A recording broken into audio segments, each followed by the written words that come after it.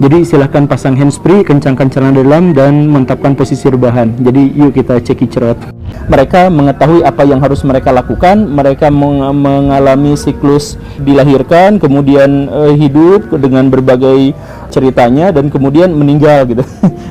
Sel itu seperti itu. Kemudian mereka berinteraksi satu sama lain, satu sel dengan sel yang lain, bahkan mereka berinteraksi misalkan dengan virus, dengan bakteri dan sebagainya. Ada yang menganggap bakteri itu sebagai teman, ada yang menganggap bakteri itu ya sama-sama sel satu gitu ya, dalam konteks satu sel gitu ya.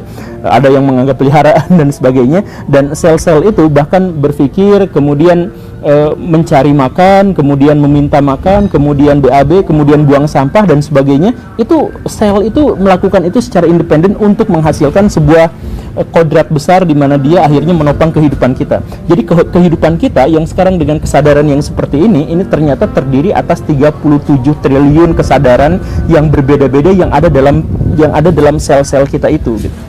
Nah, ternyata sel itu hidup gitu. Nah, jadi maksudnya adalah kalau misalkan sel itu hidup dan diperkirakan dia itu berpikir, dan dia berpikir secara independen, bahkan dia hidup dan mati dan buang sampah dan minta makan dan sebagainya, apakah mungkin sebenarnya sel itu juga adalah bagian dari masyarakat sama seperti kita yang memiliki kesadaran, tetapi kesadaran itu tidak kita pahami gitu.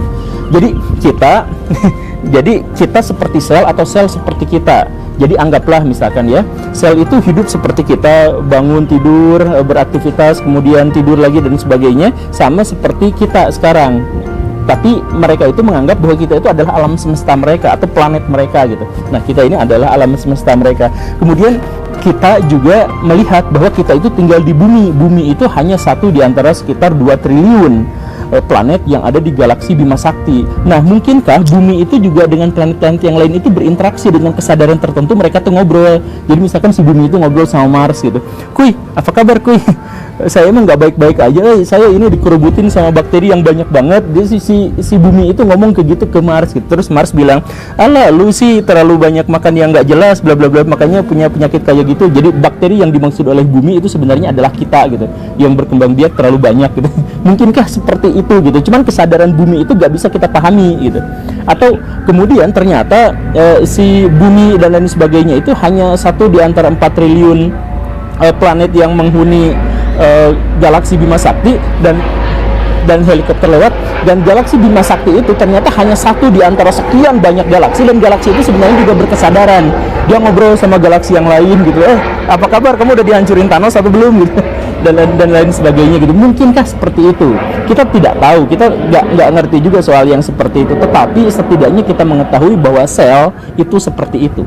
Sel itu memiliki dalam tanda kutip alam pikirannya sendiri secara independen begitu.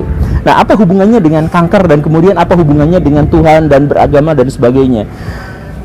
Berhubungan dengan kanker itu gini Baraya, kan sel kanker itu sebenarnya adalah sel yang seharusnya sudah mati tapi dia menolak mati. Jadi dalam tubuh manusia itu seperti yang tadi dijelaskan, dia itu punya kodrat lahir, hidup, dan beraktivitas menjalankan tugasnya sesuai dengan kodratnya, dan kemudian dia harus mati begitu. Nah, sel kanker itu dia lahir, kemudian hidup, pas kodratnya mati dia nggak mau mati, entah karena alasan yang tidak diketahui sampai detik ini. Tapi kemudian dia berkembang biak, dan setelah berkembang biak ya kan, sel itu berkembang biak ya, setelah berkembang biak, jadi sel-sel busuk itu semakin banyak dalam tubuh kita, dan dia memakan nutrisi yang jatahnya adalah untuk sel yang masih baik.